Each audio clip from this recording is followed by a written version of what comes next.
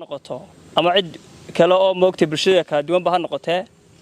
ama cid degmada Sheekh inuu soo martay oo waxbarashadeedii aqoonteeda meel uu ka soo gashay ha noqotee de maalintan oo kala la kala haraa runtii waynaga soo sheegnay blogga imka dhamaadka ku dhow ay DB wal bixisay runtii magaceeda loo bixin doono sidoo kale Dahabshiil oo iyaduna kamid ah shirkadaha Somaliland runtiina bulshadeeda wax ku soo celisa oo in badan caan ku noqotay ay iyaduna fasaladii imka shaqadeedii bilaabayso qayb kamid ah ay shaqadeedii bilaabayso waxaynu markaa bulshaweynta iyo shirkadaha la midka ay ugu baaqaynaa maalintan oo kala la kala haraa taariikh baa qormaysa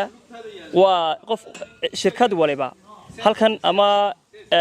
cid kasto ganacsiba waxay noqon doontaa sawir iyo mid meel ay bulshadu ka dheehato waxyaabaha ay ku soo celisay Abdikariim Ciise Cabdullaahi telefishinka qaranka Jamhuuriyadda Soomaaliland.